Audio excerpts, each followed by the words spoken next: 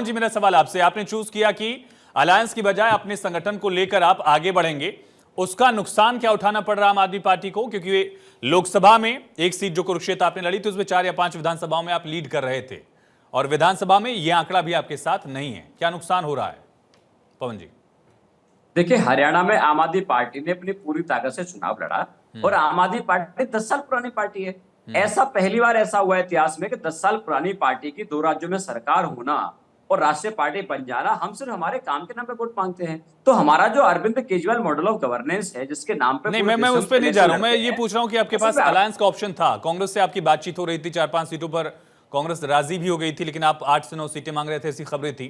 क्या वो फैसला वहां पर एक बड़ा फैक्टर रहा जिसकी वजह से आपका आंकड़ा 0 तक सीमित हो रहा है, बजाय कि आप सरकार में हिस्सेदार होते? अगर ये सारी चीजें रिफ्लेक्ट होती हैं सही से, परसों भी तो 8 तारीख को। देखिए, मैं उसी पे आ रहा था कि देखिए, आम आदमी पार्टी सर्वे में नहीं आती, आम आदमी पार्टी चुनाव के नतीजे में आती है। दिल्ली में आपने देखा था, जो सर्वे आम आदमी पार्टी को 0 या 2-4 सीट बता रहे थे, 67 सीट का आम आदमी पार्टी को बहुमत दिल्ली के लोगों ने दिया था। और रही बात अलायंस की, और सबके चुनाव हो चुके हैं, जनता ने अपना मत पेटिकाओं में लॉक कर चुके हैं। तो अब देखिए, जिस तरह से हरियाणा के अंदर जो मुद्दे थे चुनाव के अंदर, 10 साल भारतीय जनता पार्टी की सरकार चलाने के बाद ये चुनाव के नाम पे, अपने वादों के नाम पे वोट नहीं मांग पाए थे।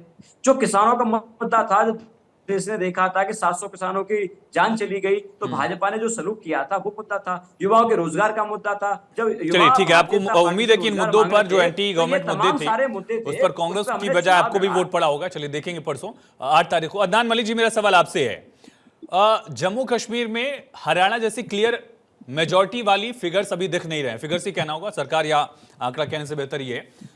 क्या ऐसा कोई वहां हो सकता है कि पीडीपी भी सपोर्ट कर दे नेशनल कॉन्फ्रेंस और कांग्रेस को, या निर्दलीय जो हैं वो किंग मेकर बनेंगे? और निर्दलीय अगर किंग मेकर बनेंगे तो क्या बीजेपी के लिए भी कोई उम्मीद हो सकती है?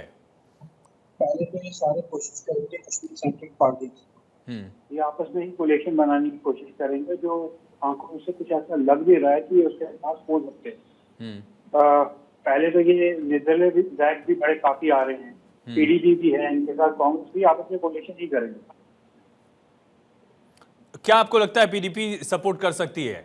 क्योंकि रिस्क है उसके लिए, अस्तित्व की लड़ाई है, खुद उनके पार्टी के नेता हमारे साथ कह रहे हैं। हाँ, ये सारी कश्मीर सेंट्रिक पार्टी जितनी भी हैं, ये बीजेपी को दूर रखने के लिए किसी भी एक्सटेंट तक जाएंगे। रफीक साहब, क्या आपकी राय यही है पार्टी के नेता होने के नाते, नेशनल कॉन्फ्रेंस और कांग्रेस के अलायंस के साथ पीडीपी सपोर्ट कर सकती है, या फिर एक रिस्क भी है? ऐसा रिस्क जो हमने देखा बीएसपी के साथ या कुछ रीजनल पार्टीज के साथ होता है, अलायंस से वो सरकार में हिस्सेदार तो बन जाती हैं, लेकिन अपना जनाधार बचाना जो है या बनाए रखना उनके सामने चुनौती हो जाती है।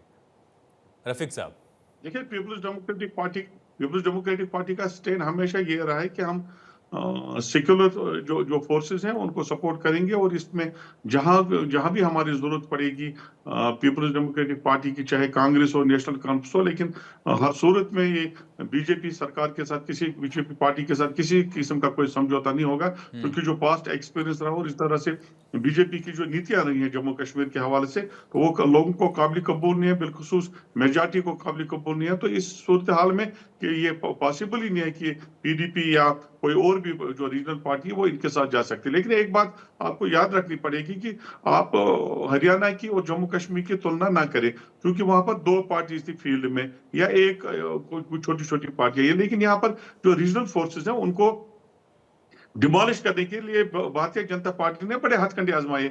यहाँ पर कई पार्टियां क्रिएट की गई, आपको पता है प्रॉक्सिस क्रिएट की गई, जो सैकड़ों और जो यहाँ पर ठीक है, कंपेयर नहीं किया मैंने, एग्जांपल ही दिया। वैसे आप इस लेवल पर भी कंपेयर करेंगे तो हरियाणा में भी वैसा है।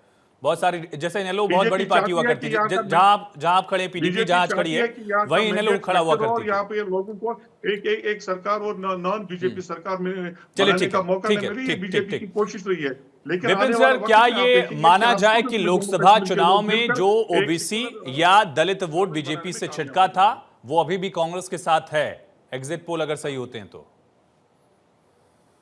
देखिए सर, प्रथम तो ये बात है कि एग्जिट पोल कोई एग्जैक्ट पोल नहीं है, कोई प्रिसाइज पोल नहीं है। ये कंडीशन हम लगातार इसका जिक्र कर भी रहे हैं। 8 अक्टूबर को जब नतीजे आएंगे बिल्कुल तस्वीर साफ हो जाएगी, हम लोग आंकलन कर सकते हैं, और जो जमीनी हकीकत पर जो सूत्रों के हवाले से खबर मिलती है या जिन लोगों से जब बातचीत होती है तो वहां पर जनता का मूड पता चलता है। मैं दो बड़ी जरूरी बातें बोलूंगा, क्योंकि अगर जम्मू और कश्मीर की बात करें और हरियाणा की बात करें, क्योंकि हरियाणा में मुझे काम करने का अवसर मिला है, मैं अलग अलग जिलों में गया हूं, और एक बात बहुत जरूरी है, मैं चाहता हूं आपके दर्शकों तक पहुंचे, क्योंकि हम भले ही बोले जवानों का मुद्दा है, किसानों का मुद्दा है, पहलवानों का मुद्दा है, और अभी शायद शर्मा जी बात कर रहे थे, मेरे मित्र हैं, वो बात कर रहे थे जय जवान जय किसान। मैं उसमें इजाफा करूंगा, जय जवान जय किसान, जय विज्ञान जय अनुसंधान। और सबसे बड़ी बात है कि जब ये मैं 3 दशक पहले बात बता रहा हूं, जब मेरे सर पे भी काफी बाल हुआ करते थे, तो वहां पर मैं 2 व्हीलर पे चलिए सुन लेते हैं। हाँ, एक शर्मा जी, मैं 1 मिनट, मैं कोई आपका विरोध हो ना, मैं तो आप ही की बात को जोड़ रहा था। मैं स्कूटर पे 2 व्हीलर पे जाया करता था, और अलग अलग जब इलाकों में जाता था तो वहां जब दिन का समय होता था, और तो वहां पर अगर किसी से पूछते थे, जगह पूछते थे, उस जमाने में तो जीपीएस नहीं हुआ करते थे, मोबाइल फोन्स नहीं होते थे, तो अगर किसी गांव वाले से किसी से पूछते थे कि ताऊ ये जगह, ये कहां पर रास्ता निकलेगा, तो वो जगह बाद में बताते थे, वो बोलते थे कि अभी दिन का समय है तो आप रोटी खा के जाइए। तो ये बात कॉमन फैक्टर था, मैं जहां पर भी जाता था।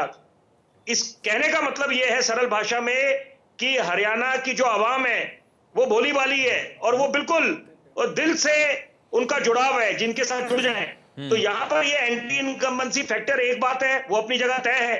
और यही बात मैं अगर जम्मू और कश्मीर की करूं, जो धरती का स्वर कहलाता था, इतने वर्षों से हम लोग बार बार बाकी मुल्क जाते हैं, स्विट्जरलैंड की बात करते हैं, नैनीताल जाते हैं, अच्छी बात है, लेकिन यहाँ पर सही मायने में जो जन्नत है वो कश्मीर में है।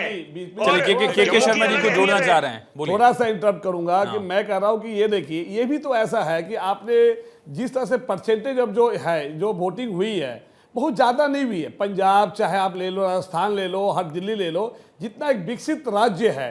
अब बिहार की बात करते हैं, जब यूपी की बात करते हैं, तो वहाँ पलायन का एक मुद्दा की वजह से हम वहाँ पे वोटिंग में परसेंटेज नहीं बढ़ पाता। बट यहाँ पे जो परसेंटेज जो देखिए वो बहुत अच्छा नहीं रहा।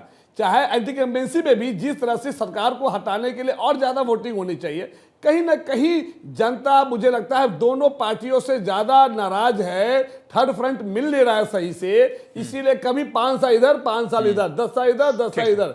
ये कहीं ये भी तो एक हो सकता है कि जनता में बहुत ज़्यादा वोटिंग करने की जो है ना उत्सुकता नहीं है।